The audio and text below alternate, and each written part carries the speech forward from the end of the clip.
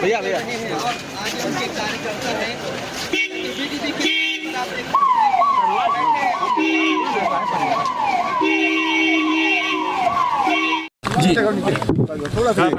कई बार प्रयास होने के बाद मुलाकात करने आना चाहता था। 2 बार प्रयास किया तो उनकी तबीयत खराब थी जी, इस वजह से नहीं आ पाया जी। आज प्रयास किया और वो सफल हुआ जी। मेरी मुलाकात हुई, काफ़ी लंबी बात हुई और मेरा पूरा जो है ध्येय इस बात पे था कि उनकी तबीयत कैसी जी, क्योंकि मेरा उनका राजनीति से अलग जी एक बहुत करीबी दोस्ताना पारिवारिक रिश्ता है जी। तो मैं उनके मामलों को भी देख रहा हूँ जी जी। जिस तरह से बकरी चोरी कराने में 10 साल की सज़ा, ऐसे एक होता चोरी करना एक कराना जी, ऐसे छोटे छोटे मामलों में बड़ी बड़ी सज़ा। और जिस जज ने उनको निर्दोष करार दिया वो जज शाम के समय तक ट्रांसफ़र होकर दूसरे ज़िले में चले जाते हैं। जिस तरह से लोकतंत्र की हत्या हो रही है, संवैधानिक संस्थाओं को कुचला जा रहा है, ये किसी से छुपा हुआ नहीं है। मैं उनसे मिला हूँ, वो फांसी घर में है, जहाँ पहले फांसी दी जाती थी ना आज़ादी से पहले, उसी फांसी घर में हूँ। मैं उनसे मिला और मेरा ये विश्वास है कि ये परेशानी के बादल जल्द छट जाएंगे। क्या माना जाए 2027 को लेके चंद्रशेखर जो भीम आर्मी के चीफ है कहीं न कहीं नई सियासत गढ़ रहे हैं? आप ये सोचिए, अगर मुझे कोई राजनीतिक नफ़ा नुकसान की परवाह होती तो मैं चुनाव से पहले उनके पास आता, क्योंकि अगर वो एक बार थोड़ा सा इशारा कर देते तो बहुत बड़ा परिवर्तन उत्तर प्रदेश की राजनीति में उपचुनाव में हो जाता। लेकिन मैं इसलिए चुनाव के बाद आया हूँ कि ये मेरा जो रिलेशन है, रिश्ता है, ये राजनीतिक ना होकर वो जो मजबूत रिश्ता है वैचारिक, व्यवहारिक, पारिवारिक।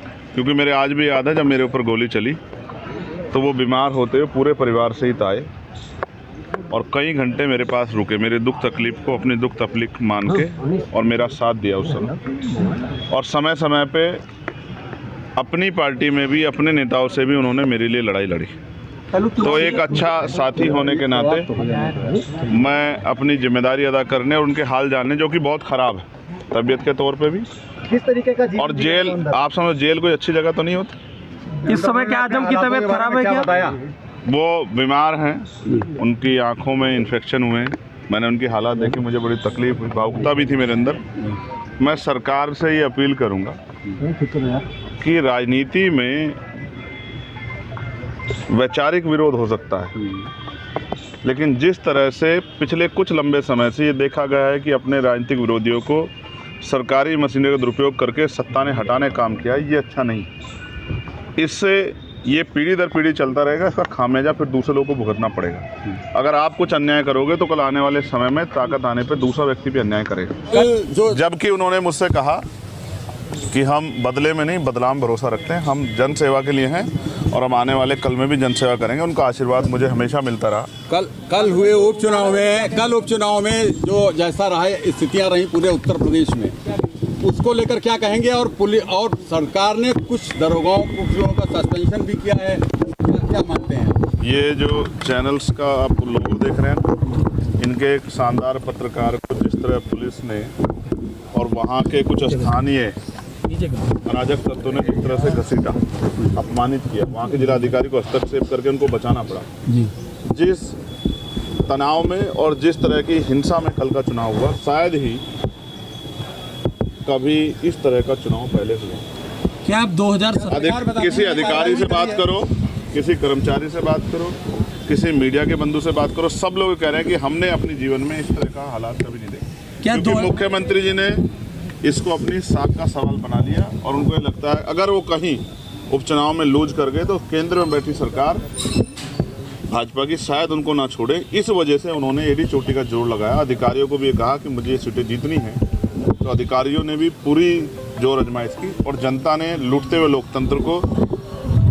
लोकतंत्र की लुटती अस्मिता को तो कहते हैं मैंने कार्रवाई भी करी, पुलिस वालों को सस्पेंड किया। अच्छा, वो पुलिस वाले किसका काम कर रहे थे?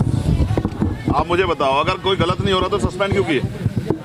ये तो वो हैं, मतलब आपकी चोरी पकड़ी गई तो आपने सस्पेंड किया, लेकिन जहाँ चोरी नहीं पकड़ी गई वहाँ तो हुआ। पहले समझो, लेके डरा धमका रहे थे। अब आप समझो ना, अब ये चाइना का बॉर्डर नहीं है कि रिवॉल्वर निकाल के इंस्पेक्टर साहब को जनता को डराना पड़े। सर पहले हरदोई जेल में अब्दुल्ला से मुलाकात, अब आजम खां से मुलाकात, फिर आप उनके घर भी गए। तो मान लिया जाए 2027 में कहीं ना कहीं चंद्रशेखर कोई नई सियासत गढ़ रहे हैं अंदर ही अंदर। आपको ऐसा लग रहा है? मेरा फर्ज है, अगर कोई परेशान है, तकलीफ में है और मेरा साथ है, तो एक सच्चे साथी का फर्ज ये होता है कि वो दुख के समय उनके साथ खड़ा हो। नहीं, आजम जी बड़े नेता हैं। सुख में तो हर कोई खड़ा होता है। कुछ भविष्य